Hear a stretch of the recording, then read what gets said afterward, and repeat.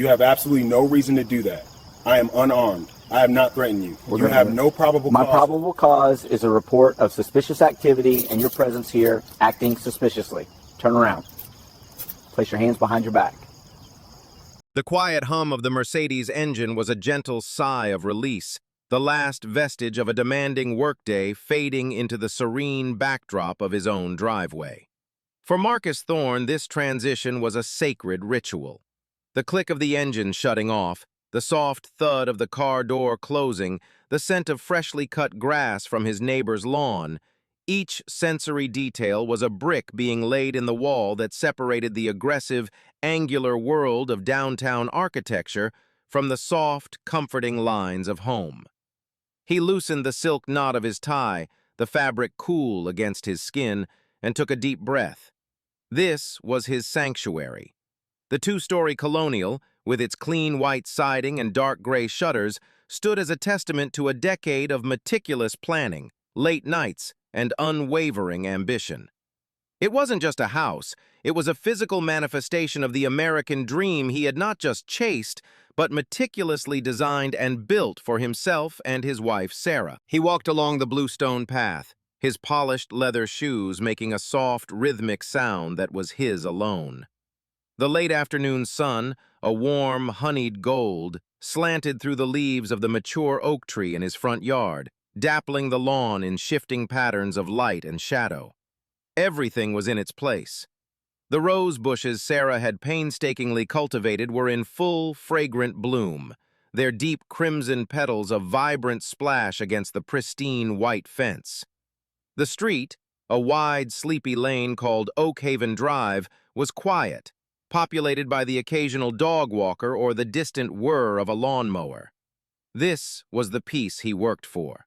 This was the reward. His gaze fell upon the mailbox at the end of the driveway, a handsome black iron fixture they had installed last spring. It was a small thing, but to Marcus, it was another detail that mattered. It represented connection, communication, the small, tangible pieces of the outside world that arrived in neat, rectangular envelopes. Checking the mail was the final step in his daily decompression. It was a mundane act, an anchor of normalcy that grounded him firmly in his domestic life. He left his briefcase on the porch swing, its leather warm from the sun, and made the short walk to the curb. The air was still, carrying the lazy warmth of a perfect June afternoon. He could hear the faint, cheerful sound of an ice cream truck several streets over, a nostalgic melody that only deepened the sense of suburban tranquility. He pulled the small magnetic latch on the mailbox door. Inside was a modest collection of the day's offerings, a glossy furniture catalog for Sarah, a bill from the utility company, a letter from his alma mater's alumni association, and what looked like a wedding invitation in a thick, cream-colored envelope. He sorted through them idly as he turned back toward his home. The house stood proudly before him, the windows reflecting the golden light. He could picture Sarah inside, probably in the kitchen preparing dinner, the sound of her favorite jazz playlist filling the rooms. A small smile touched his lips. In a few minutes, he would walk through that door, greet his wife, pour a glass of wine, and the day would be complete. Everything was exactly as it should be. The sound that shattered the peace was so sudden, so alien to this environment, that for a fraction of a second his brain refused to process it. It was the aggressive screech of tires on asphalt, a sound of violence and urgency that belonged to action movies and city streets, not Oak Haven Drive. Marcus froze mid-stride, the mail still clutched in his hand. A pristine white and blue police cruiser had swerved to a halt in the middle of the street, its position awkward and aggressive, effectively blocking his driveway. The car's engine was still running, a low, menacing growl that seemed to vibrate through the soles of his shoes. The idyllic scene of moments before had vanished, replaced by a tense, uncertain tableau. The sun was still shining, the roses were still blooming, but the air was now thick with a sudden, inexplicable dread. The passenger side door flew open, and a police officer emerged. He was young, with a severe, close-cropped haircut and a taut, muscular build that his uniform couldn't conceal. His movements were sharp, economical, and radiated a coiled energy that was instantly alarming. He didn't walk. He moved with the predatory grace of someone entering a hostile zone. His hand was already unclipped from its holster, resting with practiced ease on the grip of his firearm. The officer's eyes, shaded by a pair of reflective sunglasses that made him impossible to read, were locked onto Marcus. They weren't inquisitive or cautious. They were accusatory from the very first moment. The entire weight of his presence was a physical force, pressing down on the tranquil afternoon air. He took 2 quick, tactical steps forward, creating an angle that gave him a clear line of sight while using the patrol car's open door as a partial shield. The practiced efficiency of the maneuver sent a chill down Marcus's spine that had nothing to do with the temperature. This wasn't a friendly check-in. This wasn't an officer looking for directions. This was a confrontation. "You! Stop right there! What are you doing here?" The voice was loud, a bark of authority designed to command and intimidate. It cut through the quiet neighborhood like a shard of glass. For a moment, Marcus was too stunned to respond. He was standing in his own yard, holding mail addressed to him at this very location. The question was so absurd, so fundamentally disconnected from reality, that it felt like a line from a surrealist play. He blinked, the sun catching the edge of a glossy catalog. I'm sorry, officer," Marcus said, his voice calm, betraying none of the sudden, chaotic hammering in his chest. Years of navigating corporate boardrooms, of de-escalating tense meetings with demanding clients, had taught him the power of a level tone. He held up the mail slightly, an instinctive gesture of explanation. "I was just checking my mail." The officer, whose name tag read NOLAN, took another step forward. He completely ignored the envelopes in Marcus's hand. His focus was absolute, a laser beam of suspicion. "Checking whose mail?" The question hung in the air, thick with insinuation. Marcus felt a slow, hot flush of anger begin to rise from his stomach, but he suppressed it with practiced discipline. He knew this script. He had seen it play out on the news countless times, had read the articles, had participated in the somber, knowing conversations with friends and family. He just never imagined the scene would be set on his own perfectly manicured lawn. "It's my mail," Marcus stated, his voice still even, but with a new, firmer edge. He gestured with his head toward the house behind him. "This is my house. I live here." He pointed with the hand holding the mail towards the mailbox he was standing beside. The elegant brushed bronze numbers on its side, 1428, were clearly visible. The same numbers were affixed to the portico above his front door. On top of the mail stack in his hand was the furniture catalog. The shipping label was large and easy to read. "The Thorne Residence, 1428 Oak Haven Drive." It was a perfect, unbroken chain of evidence. It was reality. Officer Nolan's gaze flickered to the house, then back to Marcus. There was no sign of recognition, no dawning understanding. If anything, his posture grew more rigid. The reflective sunglasses gave away nothing, but the tense set of his jaw spoke volumes. He was a man looking at a scene and choosing to see only the version that fit his preconceived narrative. In his world, a black man in a sharp suit standing by a mailbox in this neighborhood was an anomaly, and anomalies were, by default, suspicious. "This is a very nice neighborhood," Nolan said, his tone dripping with a condescending, accusatory skepticism. "We've had reports of mail theft, people going through mailboxes they don't belong at." The implication was as clear as it was insulting. Marcus wasn't just a potential suspect. In Nolan's eyes, he was already guilty, and his presence here was the primary piece of evidence. The suit, the expensive shoes, the calm demeanor, none of it mattered. It was all just part of a costume, a clever disguise for a common thief. "Officer, I understand you have a job to do," Marcus said, his patience wearing thin, the effort to remain calm becoming a physical strain. "But I can assure you I belong here. My name is Marcus Thorne. It's on the mail. It's on the deed to that house. My wife is inside right now." He took a half step toward the house, a natural, non-threatening movement to indicate his destination. But Nolan reacted as if he'd made a run for it. "Stay where you are! Put your hands where I can see them!" Nolan's voice cracked with a new level of command. His hand, which had been resting on his gun, now gripped it firmly. The world seemed to slow down.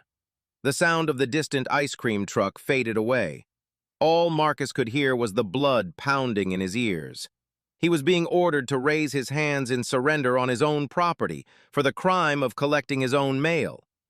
He slowly raised his hands, the envelope still clutched in his left, the other open and empty. He felt a profound sense of dislocation, as if he were watching a movie about someone else. But the fear was real. The humiliation was real. The sunbeam hitting his face was real. And the officer standing before him, radiating an unshakable and dangerous certainty, was terrifyingly real. The demand to raise his hands was a threshold. They had crossed from a deeply unsettling misunderstanding into something far more dangerous. Every instinct in Marcus's body screamed at the injustice, the sheer, blinding absurdity of it. He was a taxpayer, a respected professional, a homeowner. He was standing in the golden light of a peaceful afternoon, a stone's throw from his own front door where a welcome mat literally read, "Home Sweet Home." Yet he was being treated like a cornered felon. The mail in his hand felt impossibly heavy, a collection of mundane papers that had somehow become the catalyst for a nightmare. "Officer, with all due respect, this is completely unnecessary," Marcus said, his voice a low, tight wire of control. He kept his hands raised to shoulder height, palms forward, a universal sign of non-aggression. "My identification is in my wallet, which is in my briefcase on the porch. If you'll just allow me to—" "You will not move," Nolan cut him off, his voice flat and devoid of any willingness to reason. He began to circle slowly to Marcus's left, a tactical repositioning that Marcus recognized from police procedural dramas. It was a move designed to keep him off balance, to maintain a position of dominance. "You're being evasive. I asked you what you were doing, and you're giving me a story." "It's not a story," Marcus insisted, his frustration bubbling closer to the surface. "It's the truth. Look at the mail." He dipped his chin toward the envelopes in his hand. "The name is Thorne. Thorne. The address is 1428 Oakhaven. This is 1428 Oakhaven." Nolan stopped his circling and stood planted, his feet shoulder-width apart. He seemed physically incapable of processing the information Marcus was providing. It was as if any evidence that contradicted his initial suspicion was simply inadmissible, filtered out by a powerful internal bias. He saw a black man where he expected to see a white one, and his entire professional training, or perhaps his personal worldview, interpreted that discrepancy as a threat. "We get a lot of guys trying to talk their way out of things," Nolan said, a smug, knowing tone in his voice. "They all have a story. I need to secure the scene. For my safety, I'm going to place you in handcuffs." The words hit Marcus like a physical blow. Handcuffs. The world tilted on its axis. He felt a wave of dizziness, a disorienting blend of rage and disbelief. He was going to be restrained. Here, in front of his home, in front of the entire world, it seemed. "You have absolutely no reason to do that," Marcus said, his voice shaking for the first time, not with fear, but with a profound, searing anger. "I am unarmed. I have not threatened you. I am complying with your orders, as unreasonable as they are. You have no probable cause."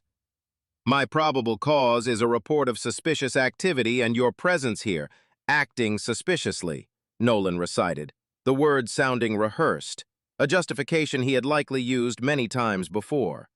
He unhooked the handcuffs from his belt, the metallic jangle a horrifyingly concrete sound. "Turn around. Place your hands behind your back." Marcus's mind raced. He had a choice to make, a split-second decision on a precipice he never thought he'd face. He could refuse. He could stand his ground, assert his rights, demand to speak to a supervisor. He knew he was legally and morally in the right, but he also knew the potential cost of that refusal. He had seen the videos. He knew how quickly a white officer's fear for his safety could escalate a situation into violence, especially when the subject was a black man asserting his rights. Resistance, no matter how justified, could be a death sentence. Compliance, while deeply humiliating, offered a better chance of survival. He thought of Sarah, inside the house, oblivious. He had to end this. He had to survive this. Slowly, deliberately, he turned around. The act of turning his back on a man who saw him as a threat felt like the ultimate surrender, a betrayal of his own dignity. The mail slipped from his grasp, scattering at his feet on the grass he had mowed just 2 days ago. The wedding invitation, the catalog, the bills, they lay there, a testament to the normal life that had been so violently interrupted. He placed his hands behind his back, the posture of a common criminal. The afternoon sun felt hot on the back of his neck. He stared at the pristine white siding of his own home, the familiar texture of the wood panels suddenly looking alien and distant. This was his sanctuary, and he was being shackled at its gate.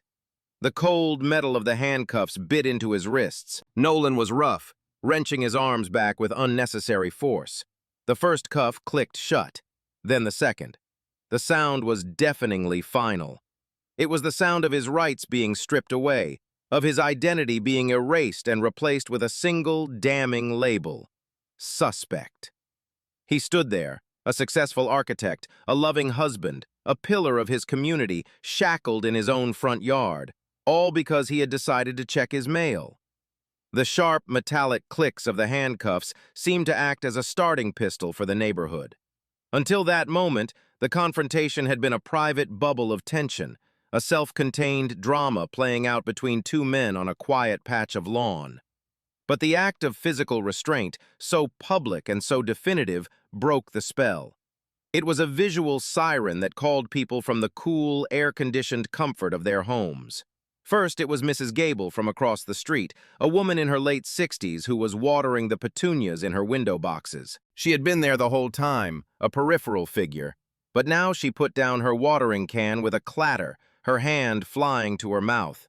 Her face, usually arranged in a pleasant, grandmotherly smile, was a mask of confusion and alarm.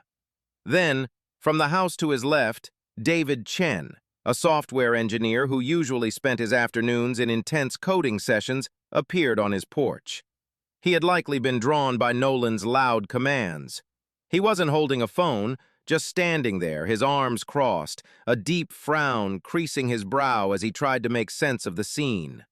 Marcus Thorne, the man he'd shared beers with at the last block party, being cuffed like a character on a cop show. The real shift came from the house on the corner. A new family, the Millers, had moved in a few months ago. The wife, a young woman named Chloe, emerged from her front door, her toddler balanced on her hip. Her eyes widened, and without a moment's hesitation, she pulled out her smartphone. The screen came to life, a small red light indicating it was recording. The sight of that phone, that small electronic witness, sent a complex jolt through Marcus. Part of him felt a fresh wave of humiliation. His debasement was now being documented, preserved for posterity.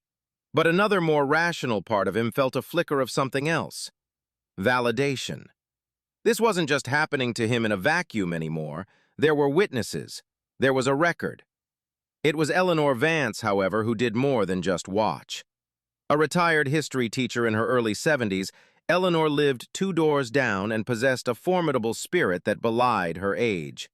She had been a fixture on Oak Haven Drive for 40 years, knew everyone, and was not one to stand by when she saw an injustice. She had brought Marcus and Sarah a homemade apple pie when they first moved in. Marcus had shoveled her driveway after every major snowstorm since. She came marching down the sidewalk with a determined stride, her face set in an expression of righteous indignation. "Officer!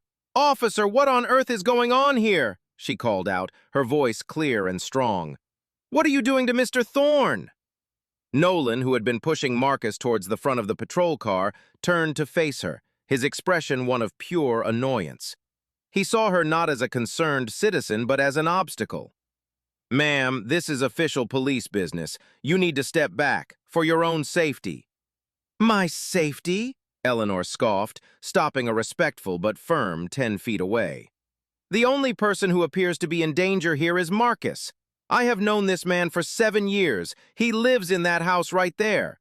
He is one of the kindest, most upstanding men on this block. This is a terrible mistake. She was a voice of pure, unadulterated reason, a narrator from the world of normalcy breaking into this scene of paranoid fantasy. She was stating the obvious, the simple truth that Nolan seemed determined to ignore. For a fleeting second, Marcus felt a surge of hope. Surely the testimony of an elderly white woman, a pillar of the very community Nolan was supposedly protecting, would carry some weight. Nolan, however, was unmoved. He put up a hand, a gesture meant to halt both her advance and her words. Ma'am, I have the situation under control. If you interfere, I will have to place you under arrest for obstruction of justice. Now go back to your property. The threat was stark and immediate. Eleanor stopped, her mouth falling open in disbelief. She was being threatened with arrest for vouching for her neighbor. The message was clear. Civilian testimony was irrelevant.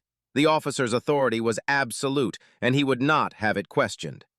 She didn't retreat, but she did fall silent, her face a mixture of fury and helplessness. She too raised her phone and began to record, her hand shaking slightly with rage.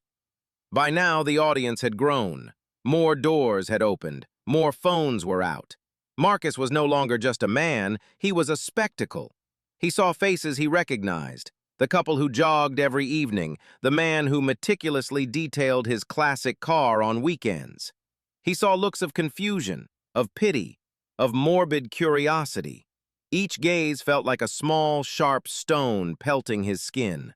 He was being judged, categorized, and filed away in their minds as the neighbor who got arrested. The context wouldn't matter later.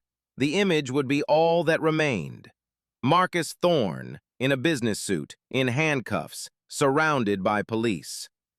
Walk, Nolan commanded, his hand now firmly on Marcus's cuffed arms, propelling him forward.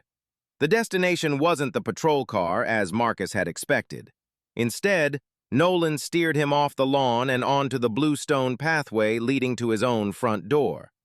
The absurdity was staggering. He was being marched as a prisoner up the very walk he had so peacefully strolled down just minutes before. Sit down, on the steps, Nolan ordered, pushing him down onto the porch. The rough, sun-warmed concrete of the steps pressed against the back of his legs. He was now seated on his own porch, a captive audience to his own public shaming. Nolan wasn't satisfied. All the way down, face down on the porch, he said, his voice hard. What? Why? Marcus couldn't help but ask, the words escaping before he could stop them. The request was nonsensical. He was already cuffed, completely subdued. Stop resisting and do what you're told, Nolan barked, interpreting a question as resistance. He placed a heavy hand between Marcus's shoulder blades and forced him forward.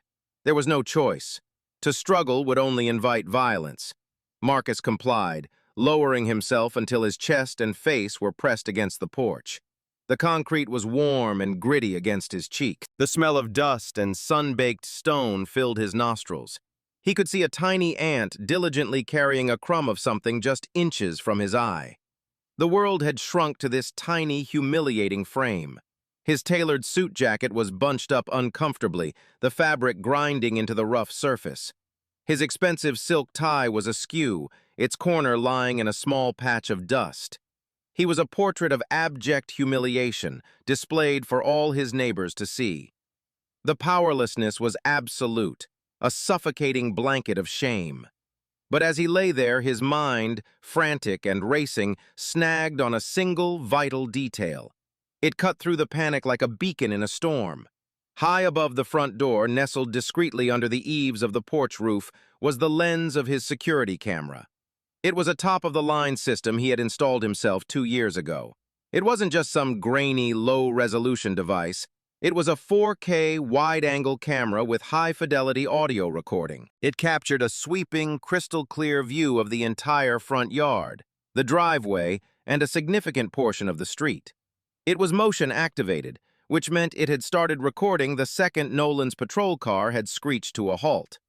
It had seen everything. It had seen him walk peacefully to his mailbox. It had captured his casual demeanor as he sorted the envelopes. It had recorded Nolan's aggressive arrival, every word of his baseless accusations, every escalating command. It had a perfect, objective view of Marcus's raised, empty hands. It had documented Eleanor Vance's attempt to intervene and Nolan's thuggish threat to arrest her. And right now, it was recording this. A man in handcuffs, forced to lie face down on his own property for no justifiable reason. The camera was capturing the glint of the sun off Nolan's reflective sunglasses, the shaking hand of Eleanor holding her phone, the growing crowd of onlookers. The knowledge was a cold, hard anchor in the swirling sea of his emotions. While his body was being subjected to this degradation, a part of him felt a strange sense of detachment, of control. He wasn't just a victim, he was a director in a way, gathering evidence. This silent, unblinking witness was his vindication. It was pure, untainted by bias or interpretation. It was not a human memory that could be questioned or a testimony that could be dismissed. It was digital, impartial, and absolute. Nolan's heavy boot was planted near his head. Marcus could hear the officer breathing, could hear the rustle of his uniform and the crackle of the police radio on his shoulder. He could feel the collective gaze of Oakhaven Drive on his back. The shame was still a physical weight, but it was now mingled with something else. A cold, methodical certainty. Nolan thought he was in complete control. He thought he was the sole arbiter of this situation, operating under the unassailable shield of his badge. He believed his word, his official report, would be the final one. He was wrong. He had no idea that his every action, his every word, his every failure of judgment was being etched into a memory card in stunning, high-definition clarity. As Marcus lay with his cheek pressed to the stone, he clung to that fact. The camera was his silent partner. It was his memory. It was his truth. And he knew, with a certainty that cut through the fear and humiliation, that this truth would eventually be seen. This silent witness would one day find its voice, and it would speak with an authority that even Officer Evan Nolan could not ignore. The crackle of the radio on Nolan's shoulder broke the tense silence. Dispatch, 7 Adam 12, show me on scene at 1428 Oakhaven. Investigating a potential 459 in progress. Suspect is detained. 4-5-9. Burglary. The word echoed in Marcus's mind. Nolan wasn't just investigating mail theft anymore. He had escalated his fantasy to a full-blown home invasion. Marcus was no longer just a suspicious person. He was now officially a burglar, apprehended in the act of standing outside his own house. The disconnect from reality was so profound, it bordered on madness. "I need to see some identification," Nolan said, his voice right above Marcus. The request was absurd, given that Marcus was currently face down and handcuffed. "It's in my briefcase," Marcus said, his voice muffled by the porch. "On the swing." He heard Nolan's footsteps move away, the crunch of his boots on the bluestone path. He heard the creak of the porch swing, followed by the sound of latches being unclipped. A fresh wave of violation washed over him. This officer was now rifling through his personal belongings, his architectural sketches, his client files, his laptop, private, professional property, now subject to the search of a man who had already proven his judgment to be catastrophically flawed. "Wallet's not in here," Nolan announced, his footsteps returning. "Just a computer and some papers. Where's your wallet?" "It's inside the house," Marcus said, the words tasting like ash. "On the kitchen counter next to the coffee maker." "Is there anyone else inside?" "My wife, Sarah." Nolan was silent for a moment, clearly processing this new piece of information. To a rational person, the presence of his wife would be another point in Marcus's favor. But to Nolan, it was just another variable in his tactical equation. "I need to go inside and get your ID to verify who you are," Nolan stated. It was not a request. "You can't just enter my house," Marcus said, twisting his neck to try and look up at the officer. You're a detained suspect in a potential burglary. I have exigent circumstances to identify you and ensure the safety of anyone who might be inside," Nolan said, spitting out the legal-sounding jargon as if it were an incantation that could bend reality to his will. "Either you consent to me retrieving it, or we wait for a warrant, which will take a lot longer and be a lot more complicated for you. Your choice." It was the textbook definition of coerced consent. A choice offered under duress is no choice at all. Marcus's mind reeled. The thought of this man, this aggressive, paranoid agent of the state, walking into his home, confronting his wife, it was unbearable. But the alternative, lying on this porch for hours while a full-scale police response descended on his quiet street, seemed even worse. He had to get this over with. "The keys are in my right pocket," Marcus said, the words a bitter surrender. He felt Nolan's hands on him again, patting him down before fishing into his pocket.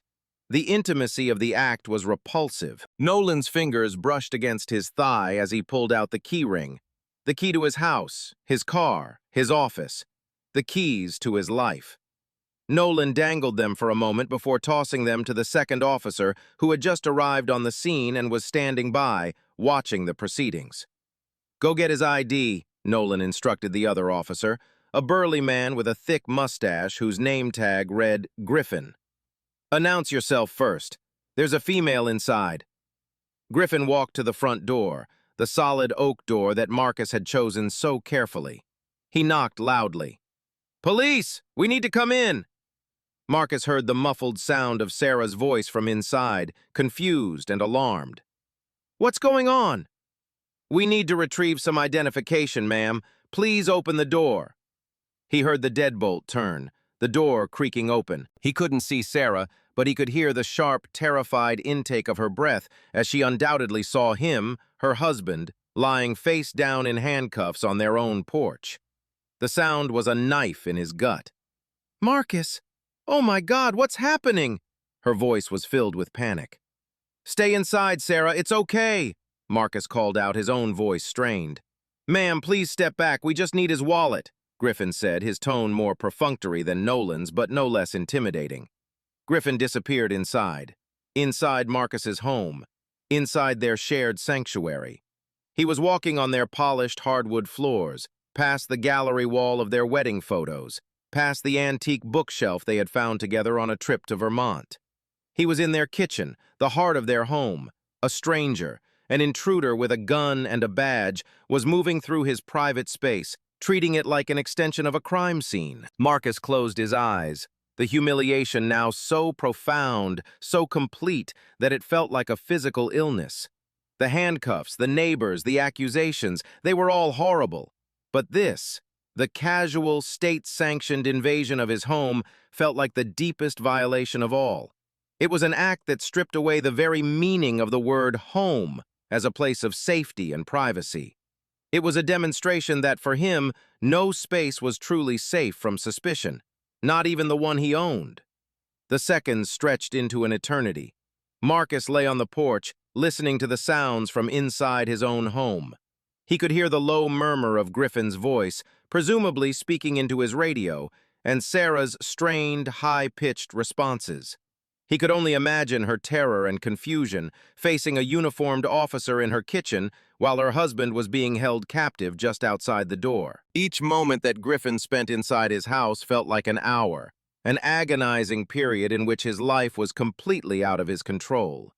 He felt a desperate, primal urge to stand up, to storm into his own house and protect his wife, to throw the intruders out, an urge he had to suppress with every fiber of his being. Finally, Officer Griffin emerged, holding Marcus's brown leather wallet. He didn't look at Marcus. He walked over to Nolan and handed it to him. Nolan took the wallet and flipped it open with a sense of entitlement, as if it were his right to inspect the contents of another man's life. He pulled out the driver's license. He stared at it for a long moment. The silence was heavy, charged with the weight of impending truth. Nolan looked from the photo on the license to the face of the man lying on the ground. They were, of course, the same. He read the name, Marcus D. Thorne. He read the address, 1428 Oak Haven Drive. It was all there, the irrefutable state-issued proof that everything Marcus had been saying from the very beginning was the absolute truth. There was no ambiguity. There was no room for interpretation. There was only the stark, undeniable fact of his innocence and Nolan's catastrophic error in judgment. The small crowd of neighbors watched, silent and expectant. They were waiting for the resolution, the moment of apology, the admission of a mistake. They were waiting for the scene to return to the laws of normalcy and decency that were supposed to govern their quiet world. Nolan's shoulders seemed to sag just slightly, the first crack in his rigid, authoritative posture. He spoke into his radio again, his voice lower now, stripped of its earlier bravado. He read Marcus's license number to the dispatcher. The response came back a few seconds later, a clear female voice crackling over the radio. No wants or warrants. Subject has a valid license and is registered to that address. Bose in the driveway is also registered to him. Confirmation upon confirmation. A mountain of evidence obliterating the molehill of suspicion Nolan had started with. The game was over. The fantasy was shattered. Nolan looked at Griffin. He gave a curt, almost imperceptible nod. Then he bent down and, with a grumbling reluctance, unlocked the handcuffs from Marcus's wrists. The metal sprang free and Marcus slowly, painfully pushed himself up. He sat on the step for a moment, his head spinning, and brought his hands forward. Bright red welts circled both wrists, angry marks where the steel had dug into his skin. He rubbed them, trying to bring the feeling back, his hands trembling with a mixture of residual adrenaline and profound relief. Nolan tossed the wallet onto the porch beside him. It landed with a soft slap. He didn't hand it to him. He didn't make eye contact. "We received a call about suspicious activity in the area," Nolan said, his voice a flat, robotic monotone. It was the same rehearsed line from before, but now it sounded pathetic, a hollow excuse in the face of the overwhelming truth. "We were just checking it out. Standard procedure." And that was it. "No, I'm sorry. No, we made a terrible mistake." No acknowledgement of the humiliation, the fear, the violation. Just a mumbled justification and the implication that this was all a routine, unavoidable part of the job. He was being dismissed as if the last 20 minutes of his life, a period of intense trauma and degradation, were nothing more than a minor administrative inconvenience for the officer. Marcus looked up at him, his eyes burning with a cold, controlled fury. He wanted to scream. He wanted to demand an apology, to force this man to look him in the eye and acknowledge what he had done. But he knew it would be pointless. The system that had empowered Nolan to do this in the first place would also protect him from its consequences. "You're free to go," Nolan said, the three most absurd words Marcus had ever heard. Free to go? He was already home. Nolan and Griffin turned and walked back to their patrol car without another word. They got in, the doors closing with a solid thud. The engine revved and the car pulled away from the curb, disappearing down the street as quickly and disruptively as it had arrived.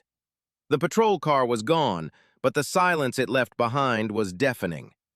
The neighbors began to slowly, awkwardly disperse, their faces a mixture of sympathy and discomfort. They were retreating back into their safe, orderly homes, leaving him alone in the wreckage. The show was over. The street was quiet again. But for Marcus, nothing would ever be the same. He was still sitting on his porch, rubbing his bruised wrists, the phantom weight of the handcuffs a lingering sensation on his skin. The front door opened and Sarah rushed out, her face pale and streaked with tears. She knelt in front of him, her hands hovering over his wrists, afraid to touch the red marks. "Marcus, are you okay? My God, I was so scared." He didn't trust himself to speak. He just pulled her into a fierce embrace, burying his face in her shoulder. He could feel her trembling, or maybe it was him, or both. They held each other for a long moment on the steps of their home, two people trying to reclaim a sense of safety in a place that had just been so profoundly violated. The scattered mail still lay on the lawn, a pathetic reminder of the simple errand that had triggered the whole ordeal. Finally, he stood up, his legs unsteady, and helped Sarah to her feet. He picked up his wallet from the porch and slid it into his back pocket. Together, they walked inside, closing and locking the heavy oak door behind them. The click of the deadbolt sliding into place was a sound he'd heard thousands of times, but tonight it carried a new weight, a desperate, futile attempt to secure a space that no longer felt secure. The house was exactly as he'd left it that morning, but everything felt different. The air was heavy. The familiar objects, the paintings on the wall, the rug in the hallway, the scent of garlic and herbs from Sarah's cooking, all seemed to belong to a different lifetime, a time before the screech of tires and the cold bite of steel. He walked into the kitchen and saw his briefcase sitting on the island, its contents disheveled from Nolan's search. A file containing sensitive blueprints for a new city library project was half open, its pages askew. The intrusion felt deep and personal. "I cannot believe this happened," Sarah said, her voice a whisper. "Right here, on our own porch. I saw it through the window.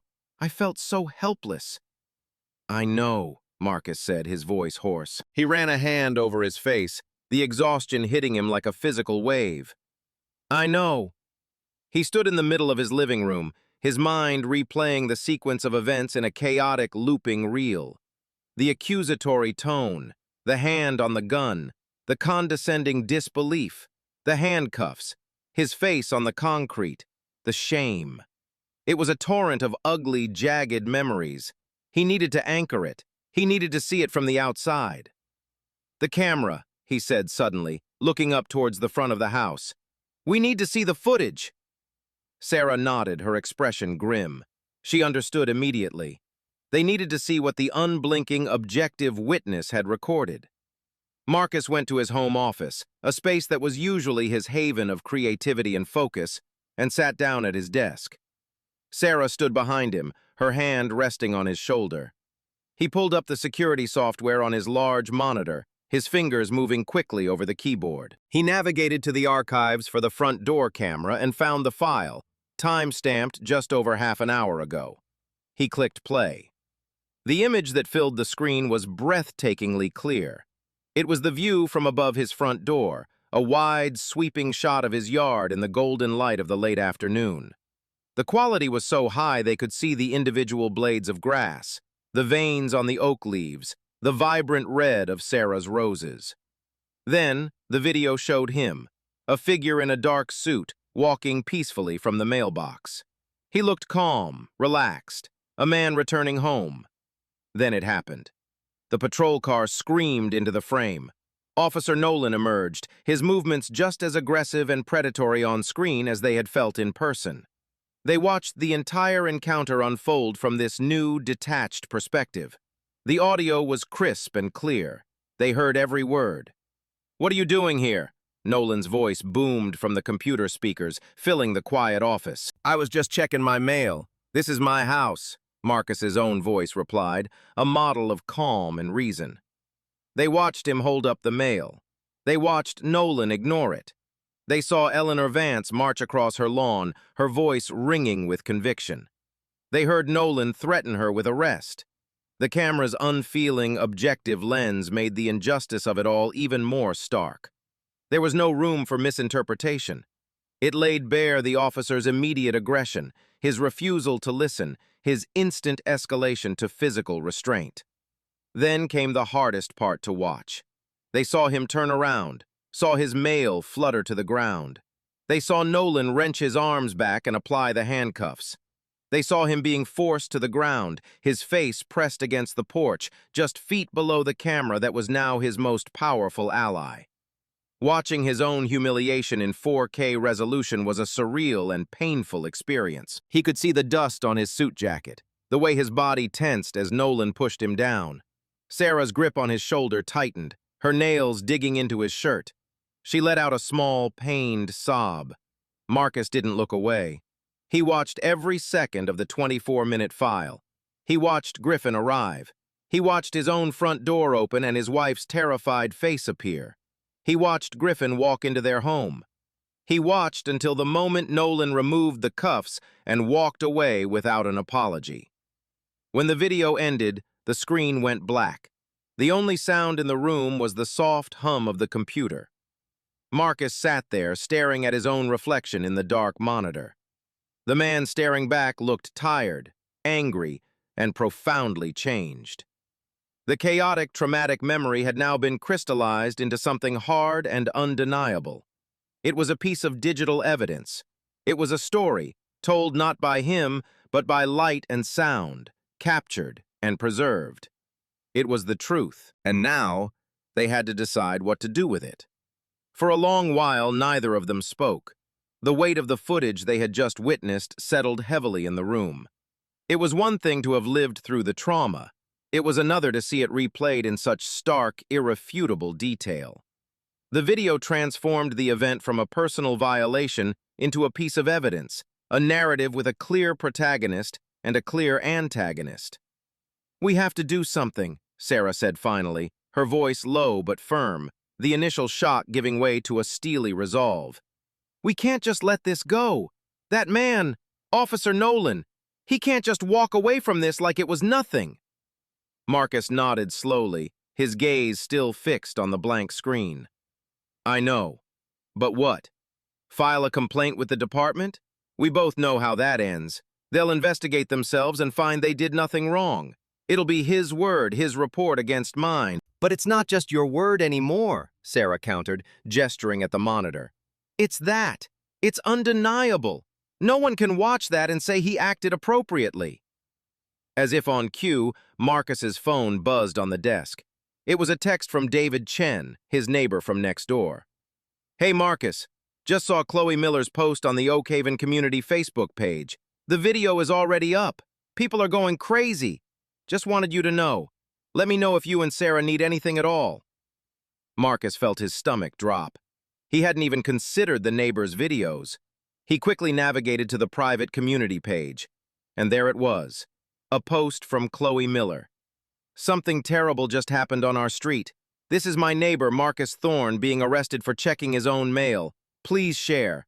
This is not okay." Attached was a 3-minute video shot on her phone from her porch. It was shaky and from a distance, but it captured the most damning moments.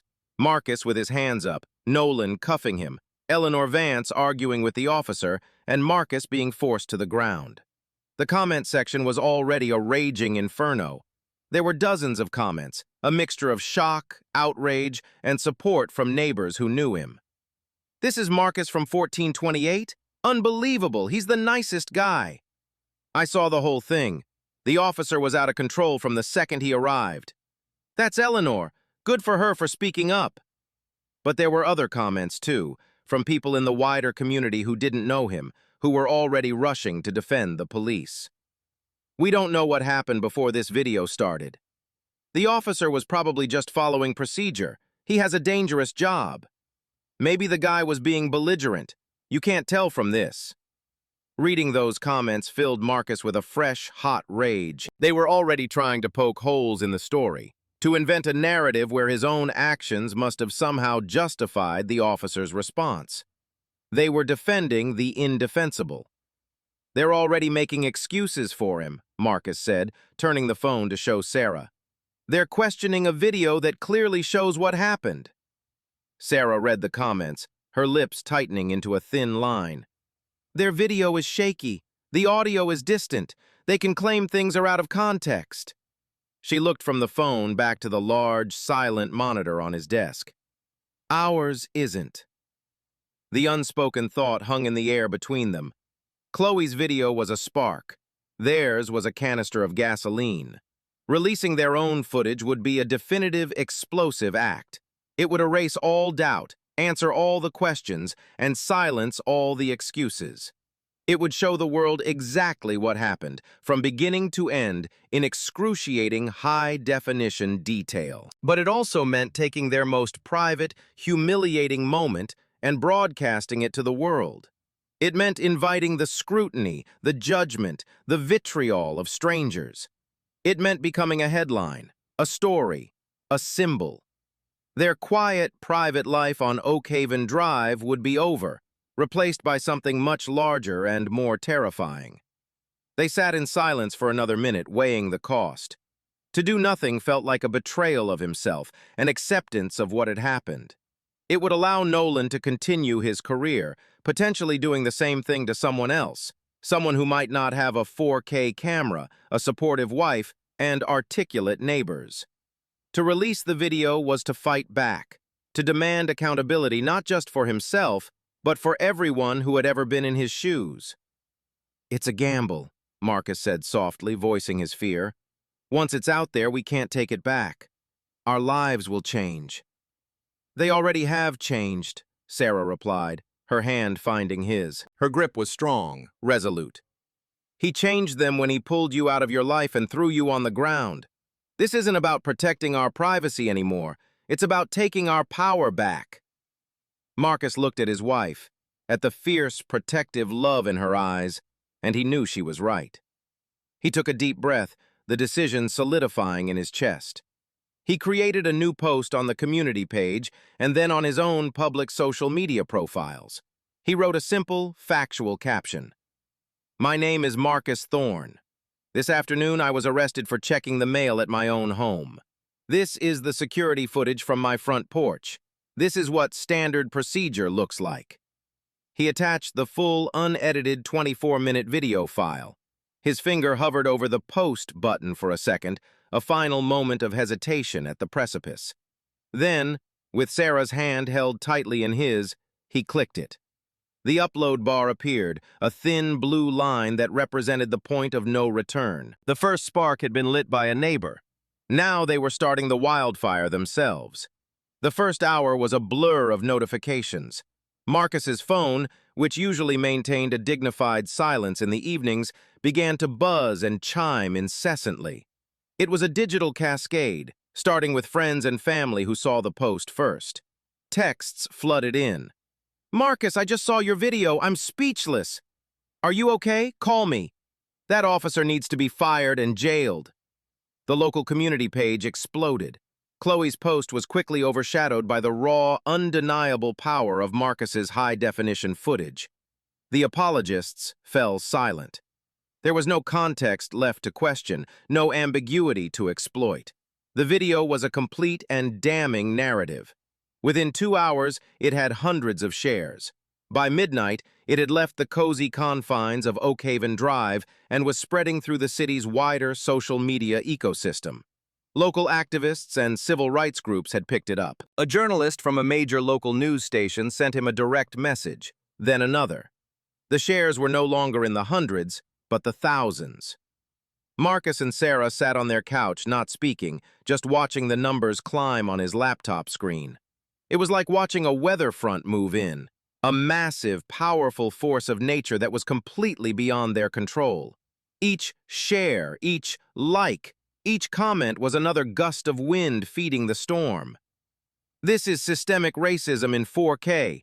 The calmness of this man is incredible. I would have lost my mind. Fire Officer Nolan, now! Every cop isn't bad, but this one certainly is. No excuse for this.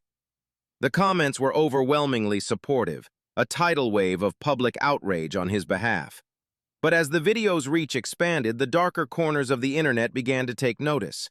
The trolls and hate-mongers emerged, leaving vile, racist comments that made his stomach churn. They called him a criminal, an actor, a race baiter. They defended Nolan's actions as necessary and heroic. They posted threats. Marcus quickly disabled the comments on his own post, but he couldn't stop the tide on other pages. He had become public property.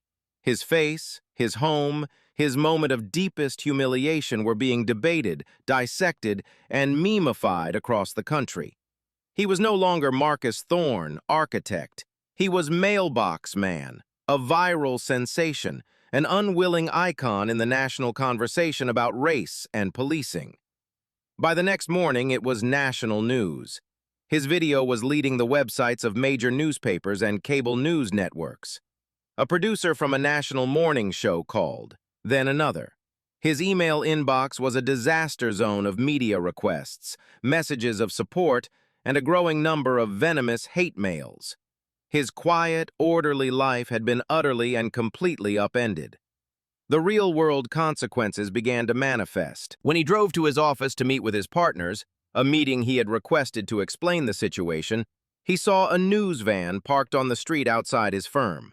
He had to walk past a reporter shouting questions at him, a camera lens shoved in his face. His partners were supportive, but their faces were etched with worry. Their firm, Thorne and Associates, was now linked to a major national controversy. The police department, which had remained silent, was forced to issue a statement. It was a masterpiece of bureaucratic deflection. The Oakwood Police Department is aware of a video circulating on social media involving one of our officers. The incident is currently under internal review. We are committed to transparency and serving our community with integrity. Officer Evan Nolan has been placed on administrative leave pending the outcome of the investigation. Administrative leave, a paid vacation. It was the standard playbook, and it felt like a slap in the face. The video evidence was absolute, yet the department's response was to follow a slow, opaque process designed to protect itself. The pressure was immense. Marcus felt like he was at the center of a hurricane, the noise and chaos swirling around him while he struggled to maintain a sense of calm. He had wanted accountability, but he had not been prepared for the sheer scale of the reaction.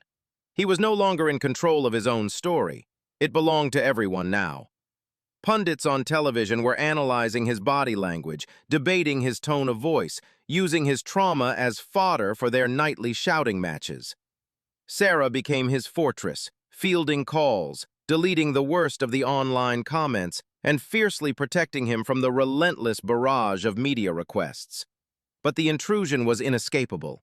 Their address had been shared on a dark corner of the web, and while most of the letters that began arriving were supportive, a few were filled with hate, one even containing a crude, threatening drawing. They had to change their phone numbers. They started sleeping in the back bedroom, away from the street. The sanctuary had become a fishbowl, and the fishbowl had become a target. He was a symbol now, a public face for a cause he believed in but had never asked to lead. People projected their hopes, their fears, and their own rage onto him. To some, he was a hero. To others, he was a villain. The one thing he was no longer allowed to be was simply a man, a husband, a private citizen who had just wanted to check his mail.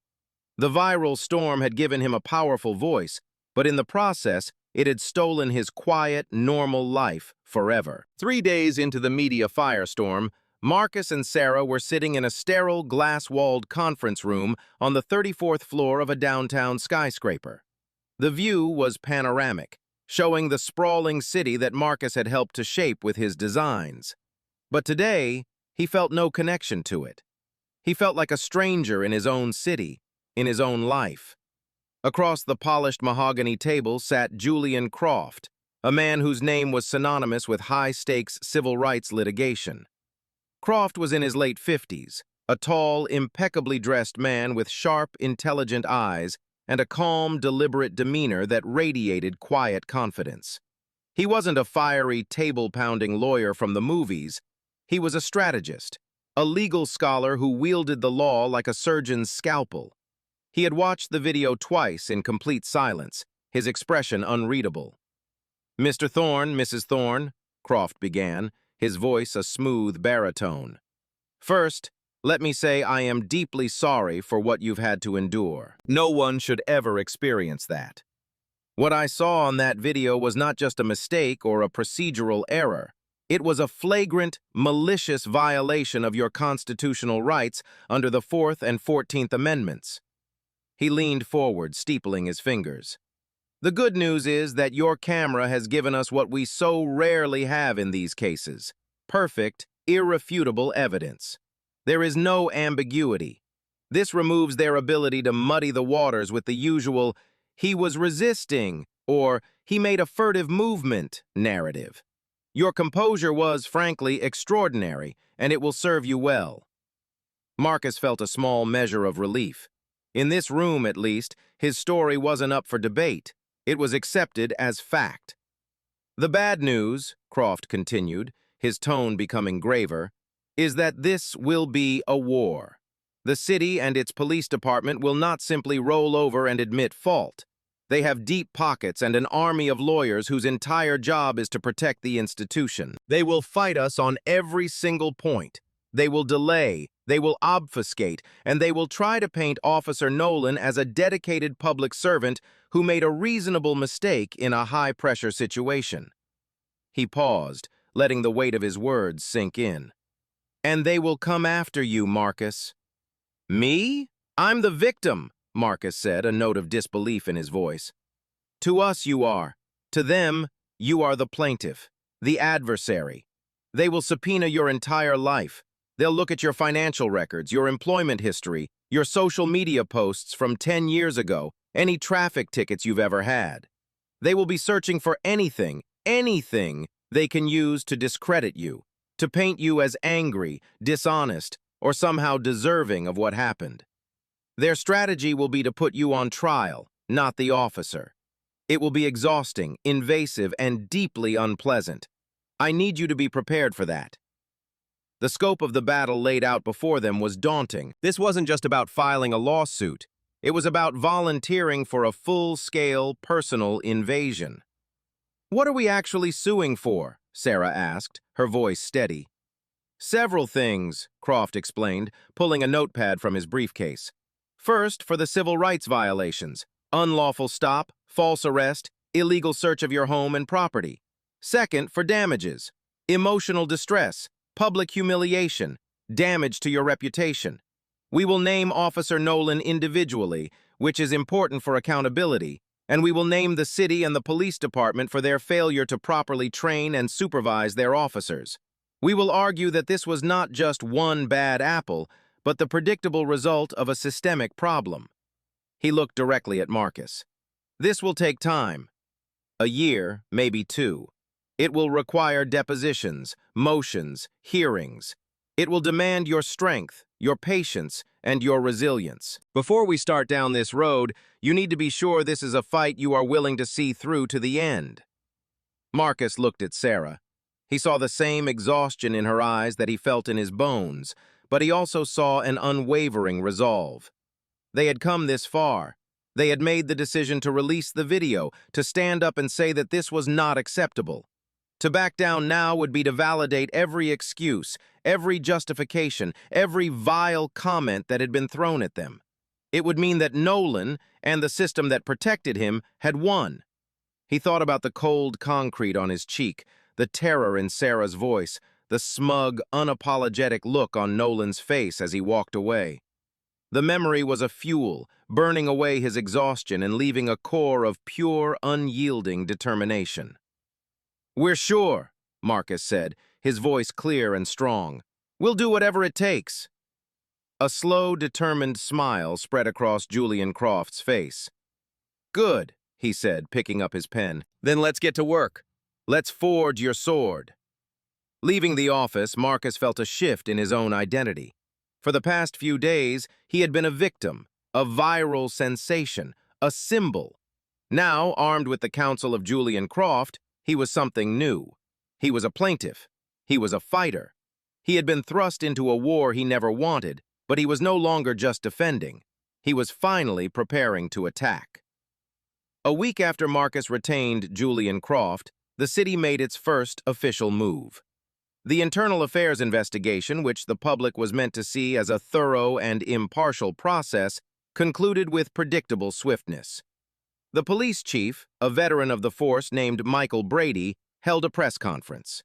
He stood at a podium flanked by the American flag and the city's emblem, his face a grim mask of authority. After a comprehensive review of the incident at 1428 Oak Haven Drive, Chief Brady began, reading from a prepared statement, our Internal Affairs Division has concluded that Officer Evan Nolan's actions, while regrettable in their outcome, were broadly in compliance with departmental training and protocol regarding the investigation of a potential felony. Marcus watched the press conference on his laptop from his home office, the same room where he had first watched the security footage.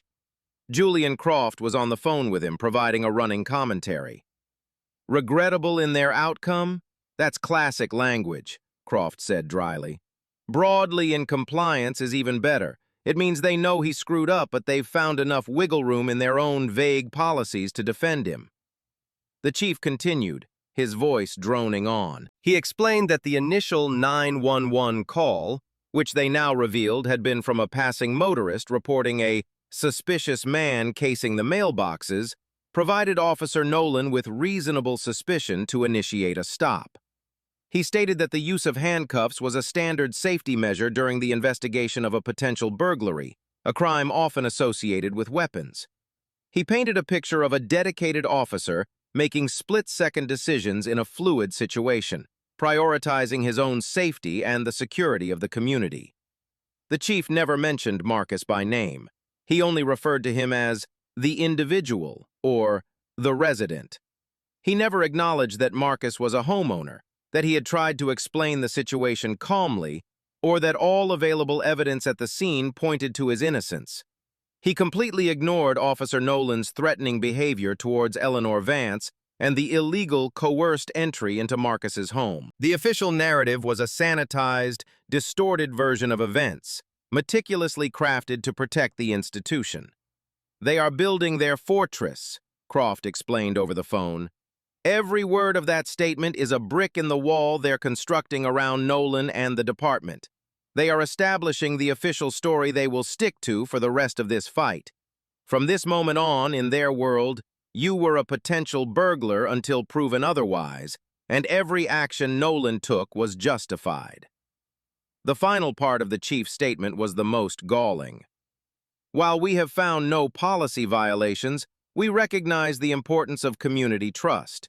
Officer Nolan will be required to attend a mandatory de-escalation and implicit bias retraining course. The Oakwood Police Department is, and always will be, dedicated to learning and improving." It was a token gesture, a public relations move designed to give the appearance of accountability without offering any real substance. Nolan wasn't fired. He wasn't suspended without pay. He wasn't even formally reprimanded. He was being sent to a class, after which he would presumably return to the streets, his record officially cleared by his own department. The press conference was a declaration of war. The city was drawing its line in the sand. They were closing ranks, defending their officer, and signaling to Marcus and his legal team that they would not concede an inch. They were daring him to fight, confident in their ability to outlast, outspend, and outmaneuver him in the legal labyrinth they knew so well. The public reaction was immediate and polarized. Supporters of the police praised the chief's statement as a fair and measured response, a necessary defense of officers who have to make tough calls. They flooded social media with hashtags like #BackTheBlue and #SupportOfficerNolan.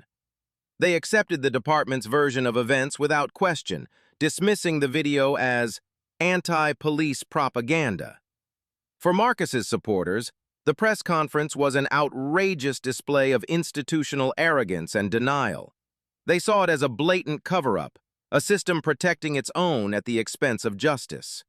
The hashtags #Justice for Marcus Thorne and #FireNolan trended for hours. Marcus himself felt a profound sense of disillusionment. He had naively hoped that the sheer, undeniable clarity of the video would force the department to acknowledge the truth.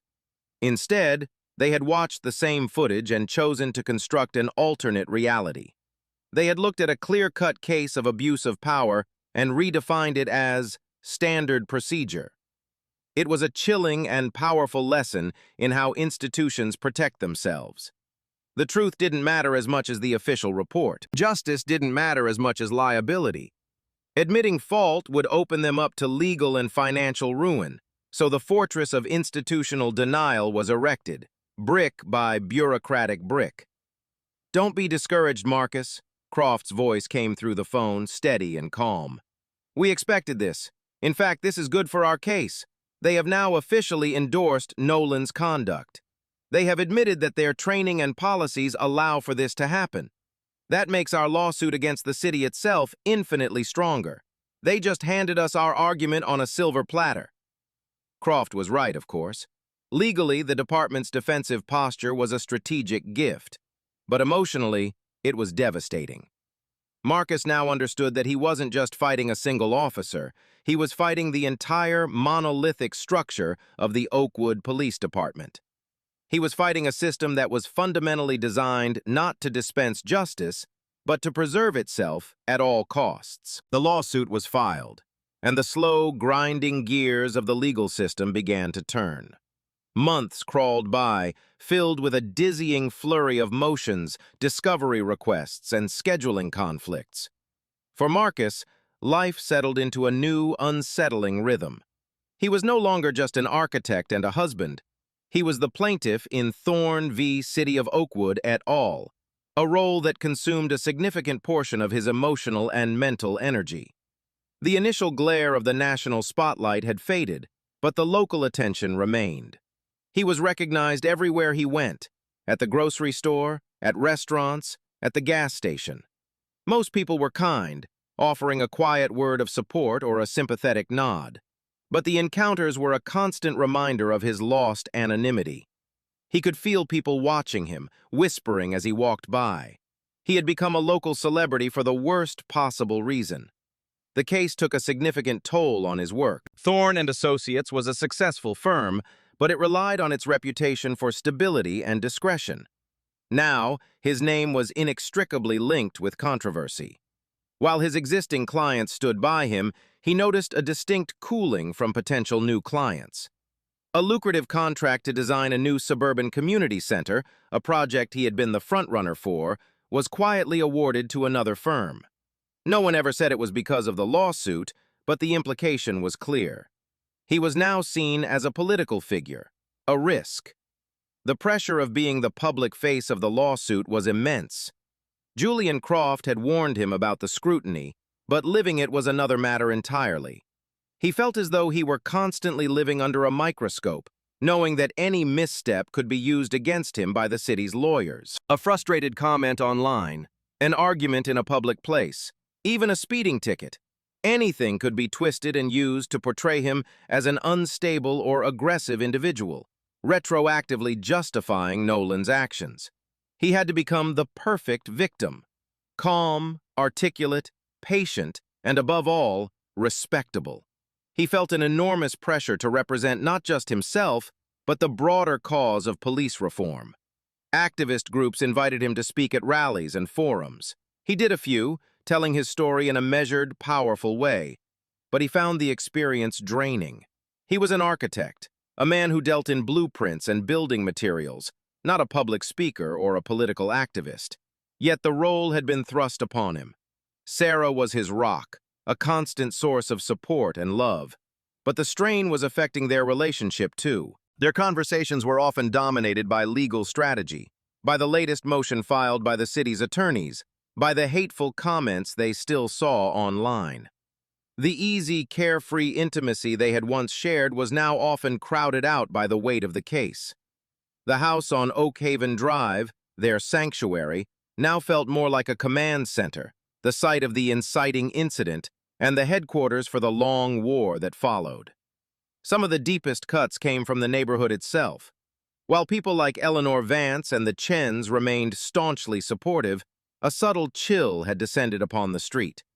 Some neighbors who had once been friendly now avoided eye contact, offering only a curt nod if they crossed paths. Marcus suspected they were tired of the controversy, uncomfortable with the news vans that occasionally parked on their street, and resentful of the way his incident had shattered the illusion of their perfect, peaceful community. It was easier to resent the man who had become a problem than to confront the ugly truth his experience had revealed. One afternoon, Marcus found a small, folded note in his mailbox, the very mailbox where it had all begun. It was anonymous. "Why don't you just move? You got your 15 minutes of fame. You're ruining this neighborhood." The note stung more than any online comment from a stranger. It was a poisoned dart from within his own community. The thought of moving had crossed his mind many times. It would be so easy to sell the house, take the money, and start over somewhere new where he wasn't mailbox man. But every time he considered it, a stubborn, angry pride rose up in him. This was his home. He had designed it, built it, and loved it. He had done nothing wrong. Why should he be the one to leave?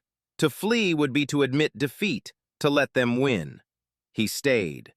But the burden was heavy. He was fighting for justice, but the daily cost of that fight was measured in lost clients, strained friendships, and the slow erosion of his own peace of mind. He had become a symbol, and symbols don't get to have quiet, ordinary lives. They are expected to stand tall, to bear the weight of what they represent, even when the pressure threatens to crush them. 18 months after the incident, Marcus found himself in the same downtown high-rise as Julian Croft's office, but this time on a different floor, in a conference room commandeered by the city's legal team. This was the day he had been anticipating with a mixture of dread and grim determination. The deposition of Officer Evan Nolan. The room was bland and soulless, dominated by a long, polished table. Marcus sat with Croft and his team on one side. Across from them sat Nolan, looking uncomfortable in a suit and tie, flanked by two stone-faced lawyers from the city attorney's office and a representative from the police union. A court reporter sat at the head of the table, her fingers poised over her stenotype machine. For the first time since that day on his lawn, Marcus was face-to-face with the man who had upended his life. Nolan was younger than he remembered, his face pale under the fluorescent lights.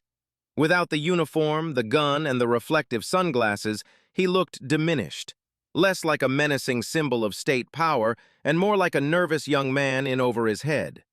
He steadfastly avoided Marcus's gaze, focusing on a spot on the wall just over Croft's shoulder.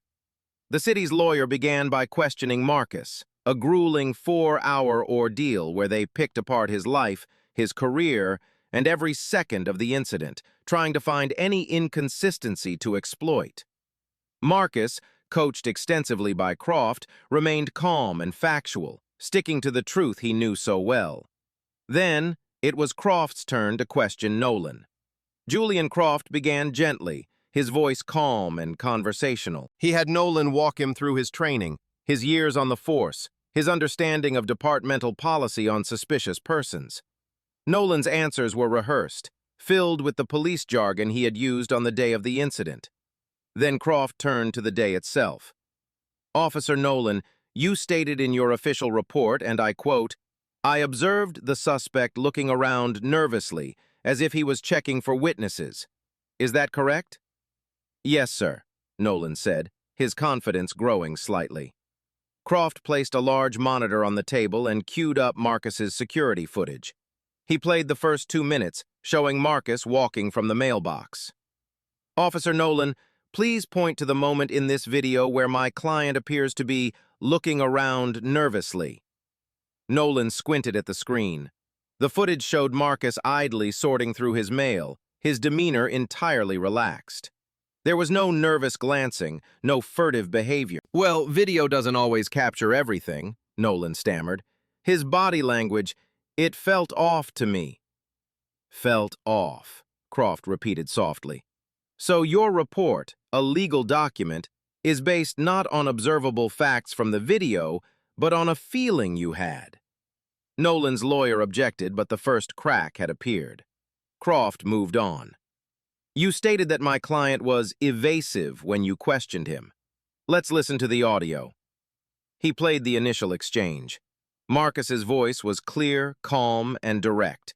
He answered every question factually. "Officer Nolan, which of my client's answers did you find to be evasive?" Nolan shifted in his seat. He was trying to distract me by talking about the mail in the house. Standard diversionary tactics. So when a man who you suspect of stealing mail tries to prove his innocence by showing you the mail with his name on it, at the address where he is standing, you interpret that not as proof of innocence, but as a diversionary tactic?" Croft asked, his voice laced with surgical disbelief.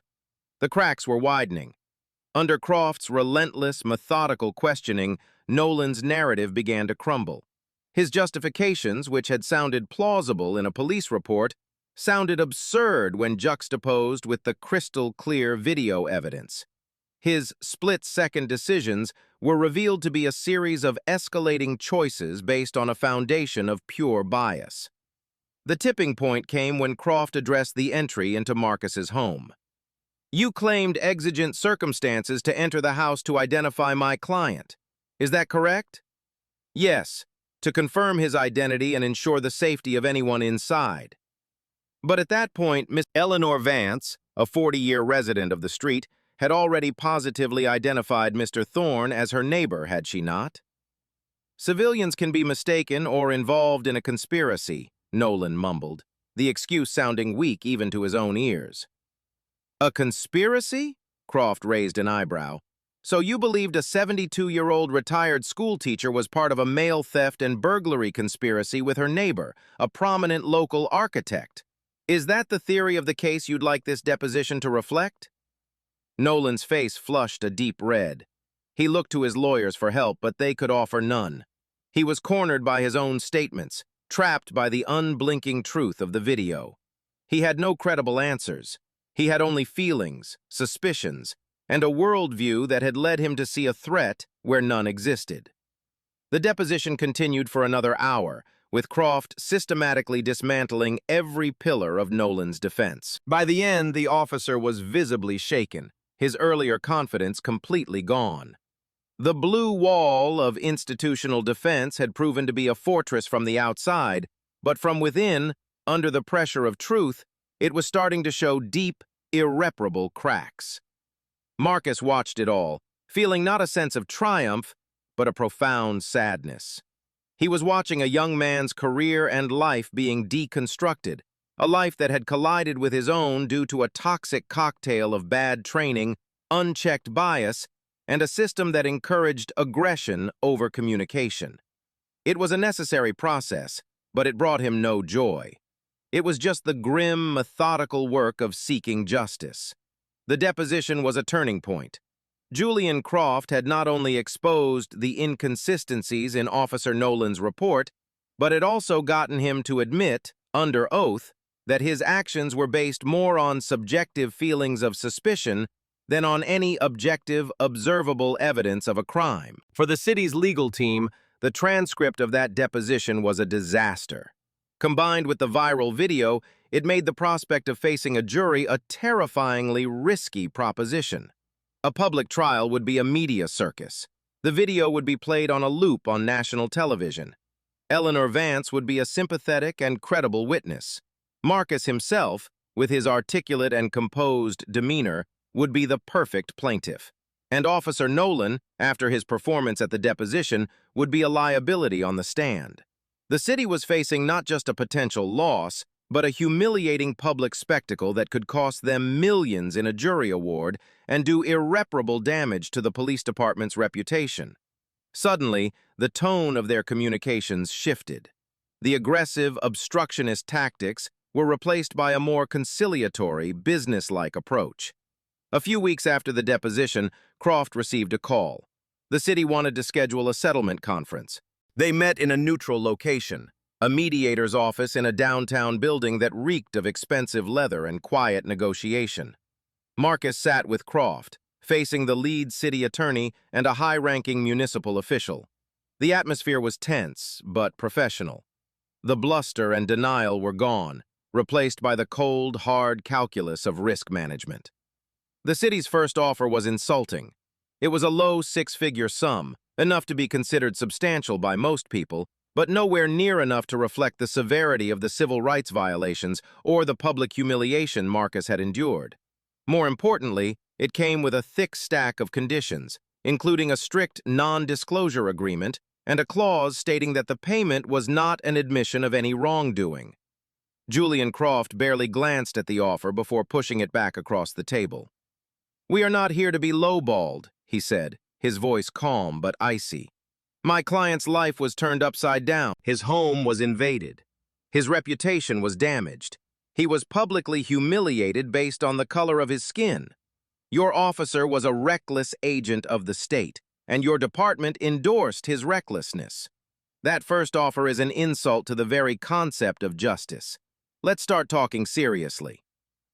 The negotiation was a brutal, day-long affair. Numbers were proposed and rejected. Lawyers from both sides would leave the room to have hushed, intense conversations with their clients. The city attorneys argued that Marcus had no lasting physical injuries. Croft countered with a powerful argument about the profound and lasting psychological trauma, the loss of his sense of security, and the damage to his professional standing. Marcus sat through most of it in silence, feeling like a commodity being priced. His pain, his fear, his humiliation, it was all being translated into a monetary figure. It was a deeply strange and dehumanizing process. He wasn't just a plaintiff anymore. He was a liability on the city's balance sheet. As the day wore on, the city's offer crept higher and higher. They were clearly desperate to avoid a trial. The numbers became staggering, moving from the price of a luxury car to the price of a house, and then far beyond. Finally, late in the evening, they arrived at a figure. It was a landmark number, one of the largest settlements for a non-fatal police misconduct case in the state's history. It was a sum so significant it would make headlines and force the city council to reevaluate its budget. It was, in financial terms, a resounding victory. But the conditions remained. The settlement would be paid in exchange for dropping the lawsuit. It would include no admission of fault from the city or Officer Nolan. It would require the city to review its policies and implement more training, a vague promise they had made before. And it would require Marcus to sign an NDA, preventing him from ever speaking publicly about the details of the settlement itself. The city was offering to pay an immense sum of money for his silence. They were willing to write a check that would shake the foundations of their own police department, as long as they didn't have to say two simple words: "We were wrong." Croft presented him with the final offer. "Marcus, this is a phenomenal outcome from a legal and financial perspective. It's more than any jury might award, and it's guaranteed. A trial is always a gamble. This is a sure thing. The decision, however, is yours.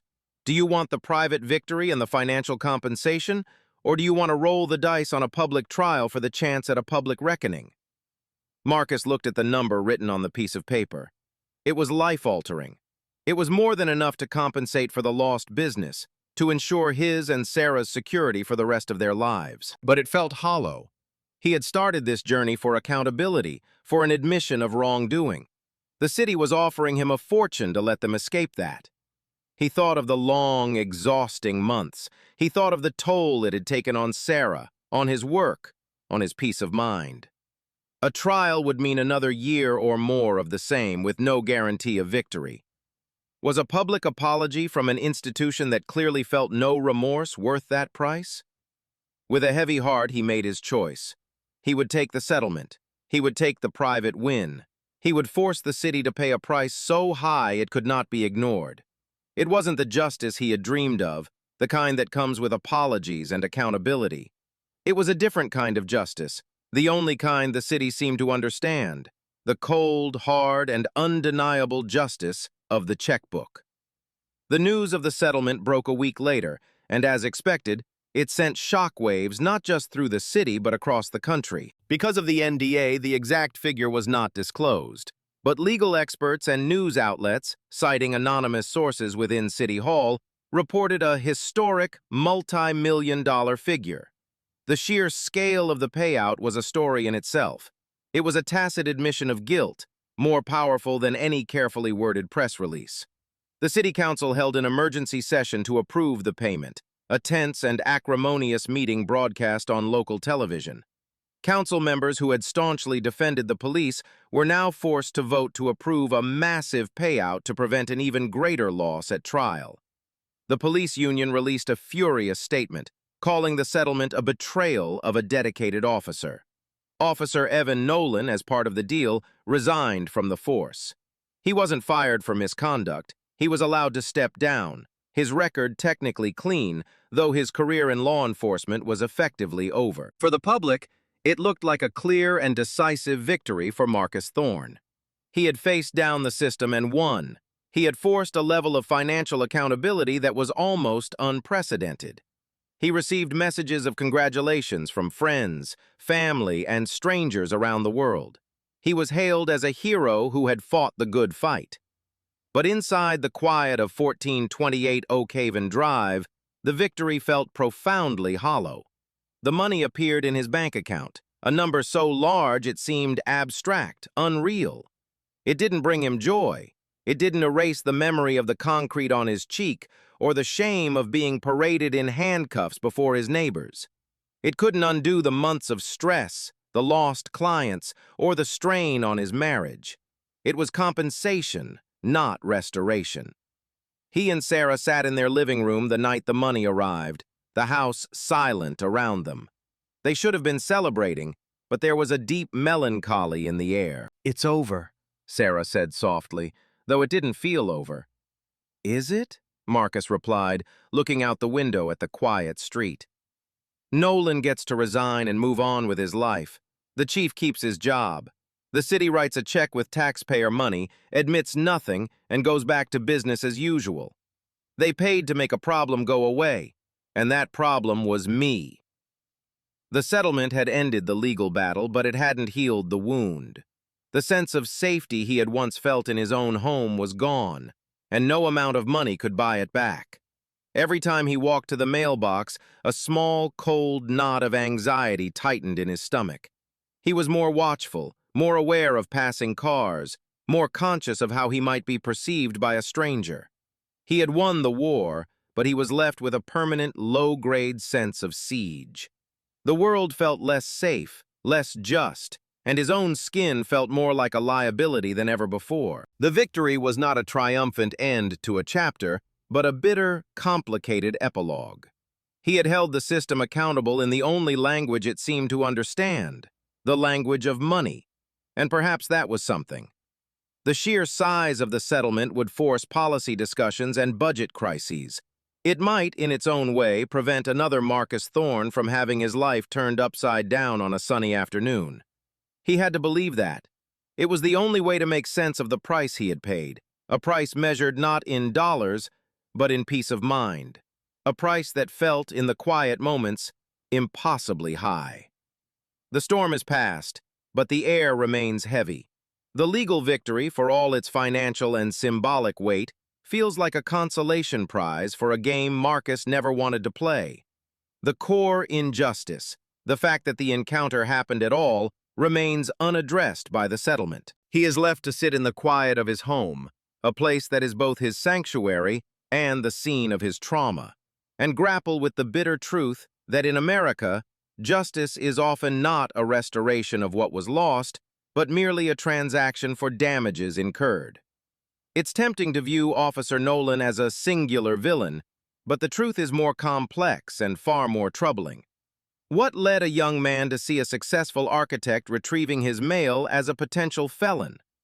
Perhaps it was a deeply ingrained implicit bias, a subconscious association of black men with criminality, nurtured by a lifetime of media portrayals and societal narratives. Perhaps it was the product of a police culture that prioritizes officer safety above all else, training officers to see every citizen interaction as a potential threat, every question as a challenge to authority.